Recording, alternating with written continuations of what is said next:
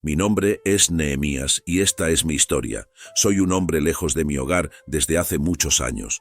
Mi pueblo fue capturado y exiliado de Israel por el rey Nabucodonosor de Babilonia. Nuestro destierro fue profetizado por Jeremías, quien dijo que duraría 70 años antes de que pudiéramos regresar a Israel.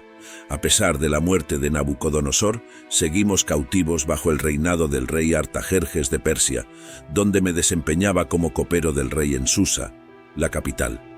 A pesar de mi posición, mi corazón y mi interés estaban en Jerusalén, a 800 millas de distancia.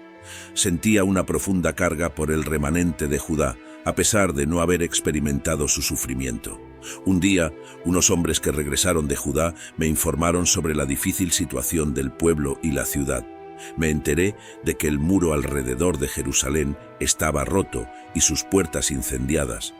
Esta noticia me entristeció, ya que una ciudad sin muros estaba abierta a sus enemigos y vulnerable a ataques.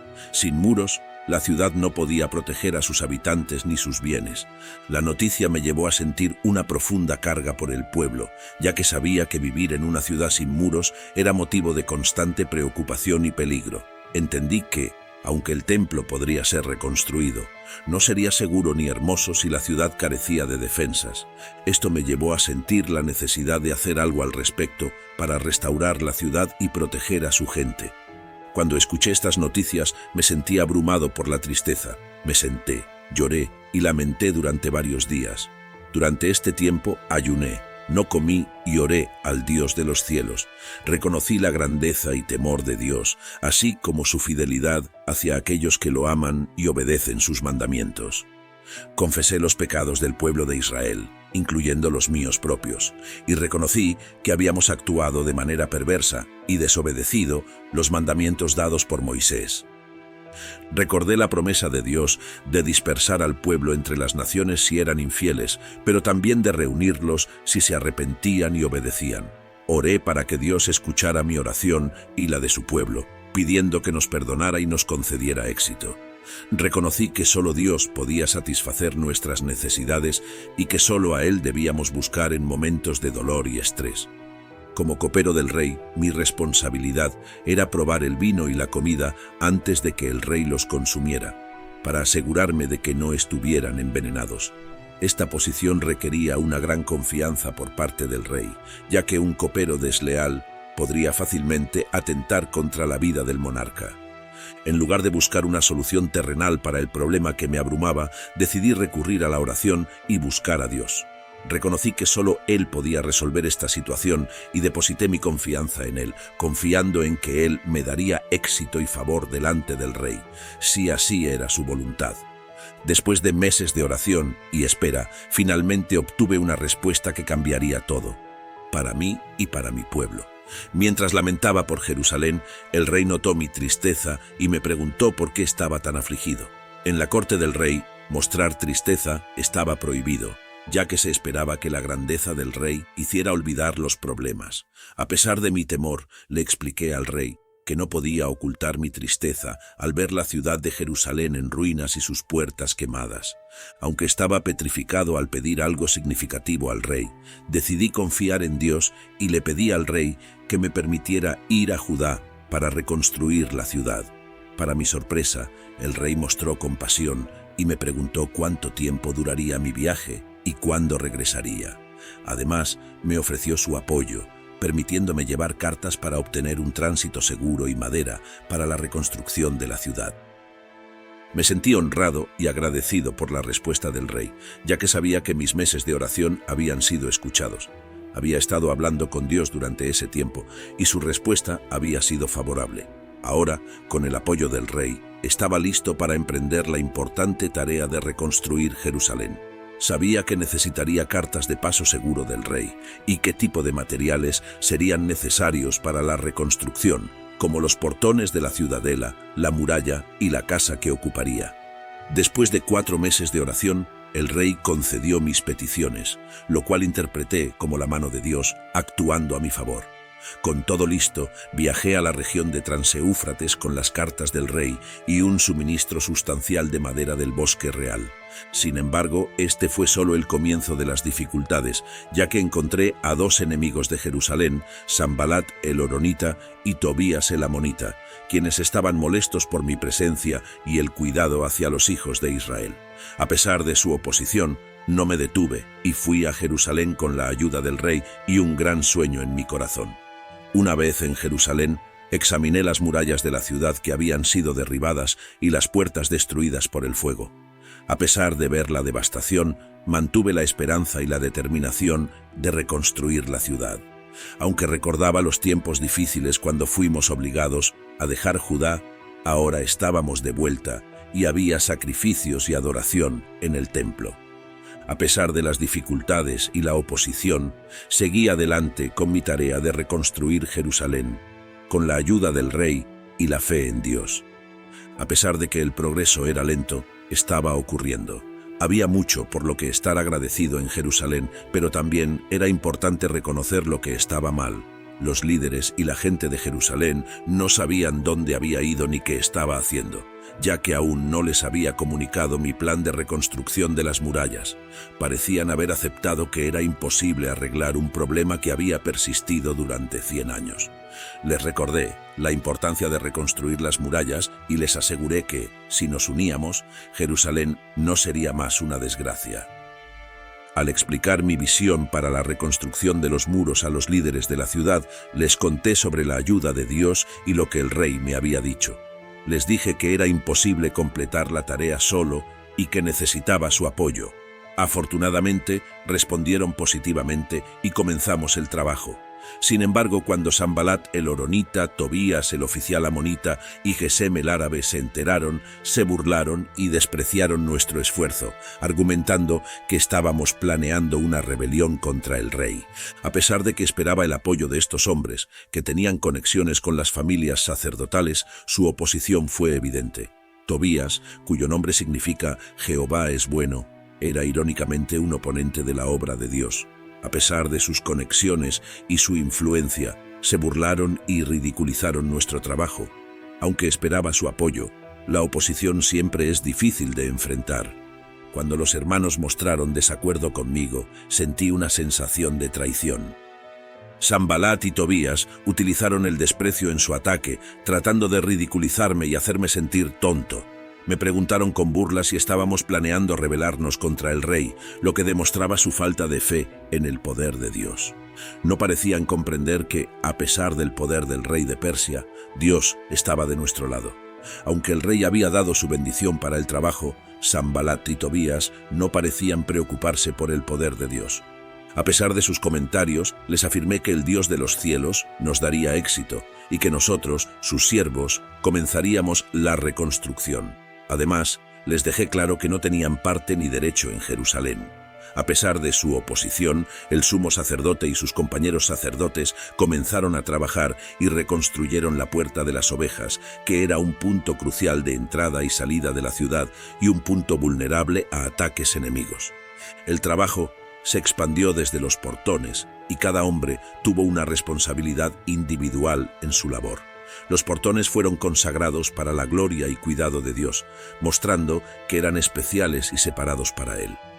A pesar de la oposición, la mayoría de las personas se unieron en el trabajo, pero algunos, como los señores de la ciudad de Tecoa, se negaron a someterse a lo que el Señor quería que hicieran. La verdadera cuestión era la sumisión. La Puerta del Pez fue reparada por hombres de diferentes profesiones, no por constructores profesionales. Aunque carecían de habilidades específicas para ese tipo de trabajo, se involucraron y llevaron a cabo la labor. A pesar de que muchos no creían que estaban preparados o capacitados, construyeron muros alrededor de Jerusalén, colocaron vigas y puertas con sus cerrojos y cerraduras.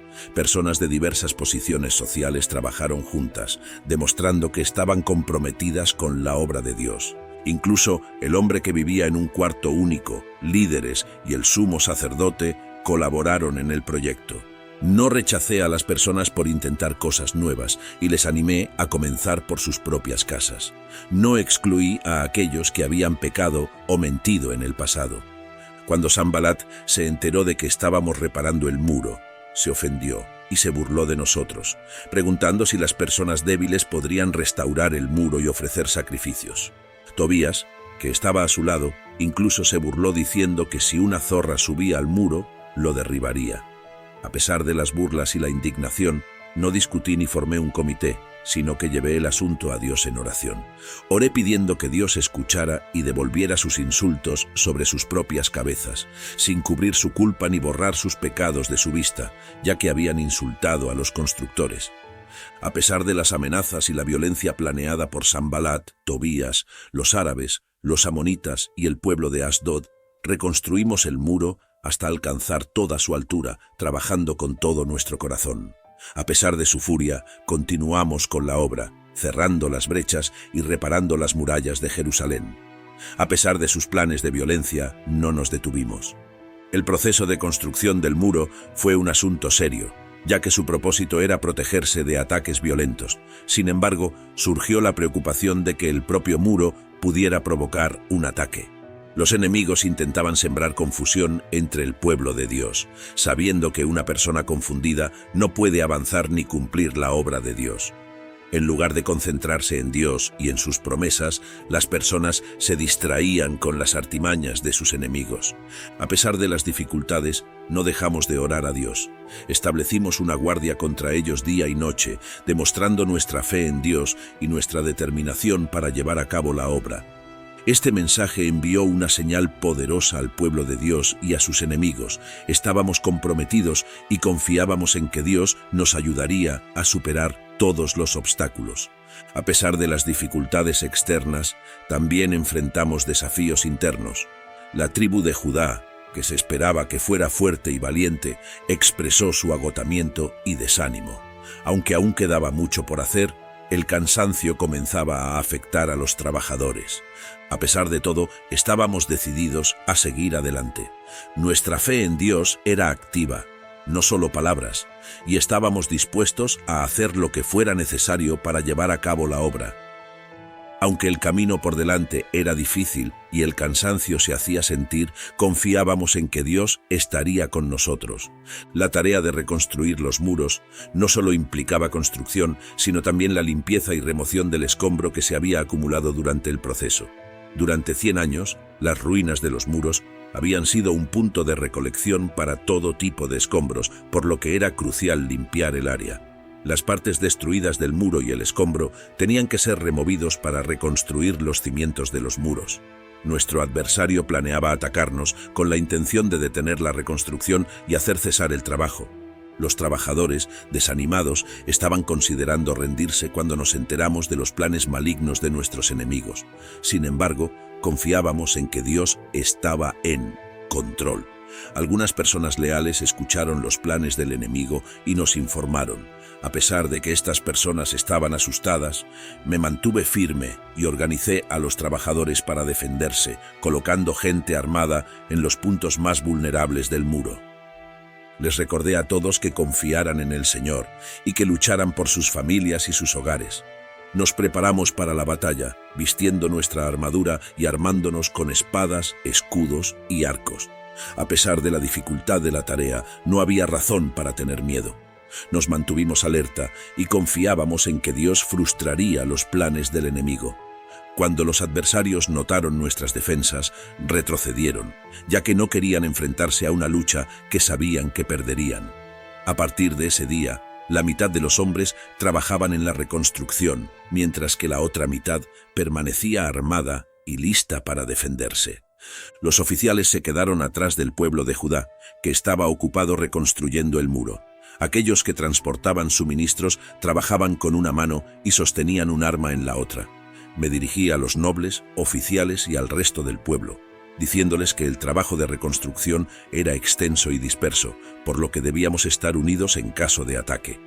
Instruí a cada hombre y su ayudante a quedarse dentro de Jerusalén por la noche para servir como guardias y trabajar durante el día.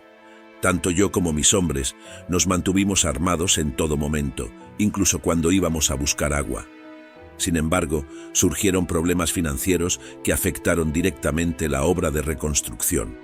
La hambruna había encarecido los alimentos, llevando a algunos a hipotecar sus propiedades para poder alimentar a sus familias. Además, el gobierno seguía imponiendo impuestos, lo que generaba dificultades económicas adicionales. Estos problemas financieros llevaron a que algunas personas no pudieran pagar sus deudas, resultando en que entregaran a sus hijos a los prestamistas como sirvientes para saldar sus deudas. Los ricos se aprovechaban de la crisis, cobrando altas tasas de interés del 12% al año a los menos afortunados. Si no encontrábamos una solución para estos problemas financieros, la obra de reconstrucción se habría detenido, sin que un solo enemigo disparara una flecha. Convocé a una gran asamblea para abordar un problema en el que algunos judíos estaban vendiendo a sus propios compatriotas, lo que generaba una situación injusta. Les recordé que en el pasado habíamos rescatado a nuestros hermanos judíos de la esclavitud entre los gentiles, y ahora estaban siendo vendidos nuevamente. Ante mi llamado, mis compañeros y yo comenzamos a prestar dinero y granos a la gente y les pedí a los nobles que dejaran de cobrar intereses y devolvieran las propiedades que habían tomado como garantía. Los nobles estuvieron de acuerdo con mis instrucciones y juraron cumplir con lo acordado. También convoqué a los sacerdotes para que los nobles y oficiales hicieran el mismo juramento. Hice que todos prometieran cumplir con estas medidas, y quienes no lo hicieran serían sacudidos y desposeídos por Dios. La asamblea estuvo de acuerdo con esta decisión y alabó al Señor. Posteriormente, fui nombrado gobernador de Judá, pero a diferencia de mis predecesores, no aproveché mi posición para enriquecerme a expensas del pueblo. Me dediqué al trabajo en el muro y no tomé tierras para beneficio propio. A pesar de mi cargo, no exigí comida ni beneficios adicionales, ya que las demandas que recaían sobre el pueblo eran ya muy grandes. Mientras tanto, nuestros enemigos, al enterarse de que el muro había sido reconstruido, trataron de conspirar contra mí. Me invitaron a reunirme con ellos en la llanura de Ono, pero comprendí que sus intenciones no eran sinceras. Opté por no ceder a sus demandas y me mantuve enfocado en mi trabajo, rechazando sus invitaciones repetidas con prudencia y discernimiento. Entonces, por quinta vez, Sanbalat envió a su sirviente con una carta abierta en la que se afirmaba que yo y el pueblo estábamos planeando rebelarnos. También se decía que yo reconstruía el muro para autoproclamarme rey, y que había nombrado profetas que proclamaban que yo sería el rey de Judá. Sanbalat quería que nos reuniéramos para discutir estos asuntos, pero yo le respondí diciendo que todo lo que él estaba diciendo era falso y que estaba inventando estas acusaciones. Sanbalat y otros intentaban amedrentarnos diciendo que nuestras manos se debilitarían en la obra y que no podríamos terminarla. Pero yo oré a Dios pidiendo fortaleza para seguir adelante. No me detuve a elaborar una defensa detallada para demostrar que Sanbalat estaba equivocado, ya que sabía que no podía satisfacer a hombres como él con explicaciones y evidencias. Su estrategia de difamación era solo para infundir miedo, pero decidí no ceder a eso. Los intentos de asesinato no cesaron. Semaías me sugirió que nos refugiáramos juntos en el templo para evitar ser asesinados, pero me di cuenta de que esto era una trampa para que desobedeciera a Dios. Comprendí que Semaías no había sido enviado por Dios, sino que estaba actuando bajo la influencia del enemigo para infundir miedo en mí y llevarme a pecar. Decidí no seguir su consejo, ya que eso significaría desobedecer a Dios. Cuando se completó el muro, los países vecinos quedaron atemorizados y desalentados al ver que el trabajo se había realizado con la ayuda de nuestro Dios. El hecho de que el muro se completara en tan solo 52 días sorprendió a todos, ya que en más de 100 años nadie había logrado hacerlo. La rapidez con la que se completó el muro demostró que Dios estaba obrando en nuestro favor. Nuestros enemigos quedaron desanimados al ver que el muro estaba terminado, y esto sirvió como un testimonio de la obra de Dios ante las naciones circundantes. La seguridad y fortaleza de Jerusalén demostraron el poder de Dios a los ojos de todos. Sin embargo, los nobles de Judá no tuvieron problemas para relacionarse con Tobías, nuestro enemigo, a pesar de que se oponía a la reconstrucción del muro. Muchos de los nobles de Judá tenían lazos familiares con él y continuaban enviándole cartas a pesar de sus acciones en contra del proyecto. Además, muchos en Judá estaban bajo juramento hacia Tobías y seguían informándole sobre mis acciones. Tobías también enviaba cartas para intimidarme. Después de que el muro fue reconstruido y las puertas fueron colocadas, designé guardias para proteger la ciudad. También nombré músicos y levitas para guiar al pueblo en la adoración a Dios. Reconstruimos las murallas no solo para admirar su belleza, sino para poder adorar a Dios de manera más gloriosa y con mayor libertad. Coloqué a mi hermano a cargo de Jerusalén, junto con Ananías, quien era el comandante de la ciudadela, debido a su honradez y temor a Dios. Establecí reglas para la seguridad de la ciudad, como mantener las puertas cerradas hasta el amanecer y asegurar que los guardias estuvieran en sus puestos.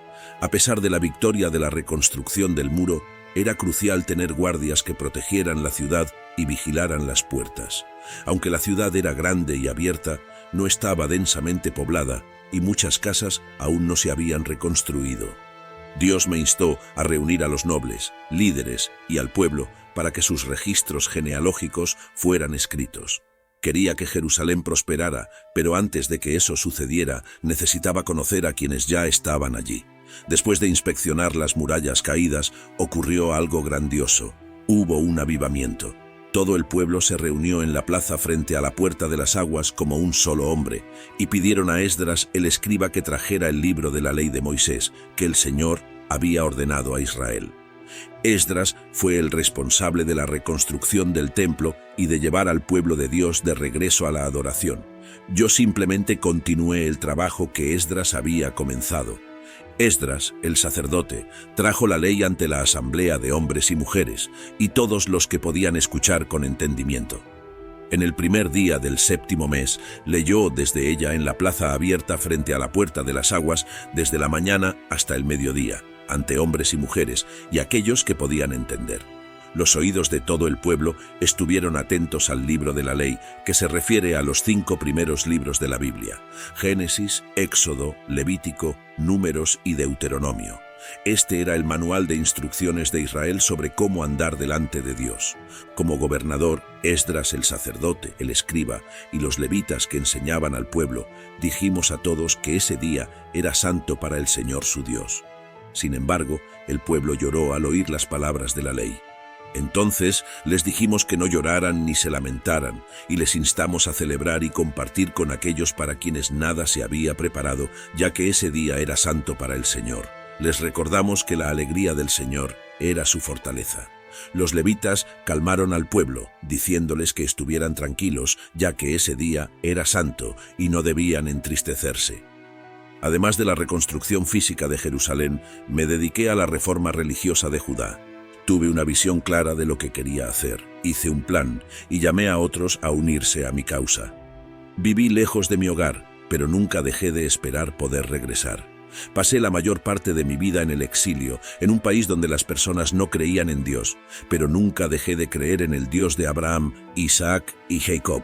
Fui un guerrero de oración, llevando todo a Dios en oración y orando por mi pueblo. Fui honrado por mi arduo trabajo y persistencia, y me importaba tanto mi pueblo que nunca dejé de esperar su regreso, no solo a nuestro país, sino al Dios que primero llamó a nuestro antepasado Abraham y estableció una alianza con él, una alianza que creía que permanecería para siempre. Mi nombre es Nehemías, y esta es mi historia. Hemos llegado al final del video. Esperamos que el contenido de hoy haya sido de bendición para todos y que haya sido de su agrado. Si fue así, no olviden darle like, suscribirse y activar la campanita de notificaciones. Esto ha sido todo por el día de hoy. Nos vemos en la próxima. Adiós.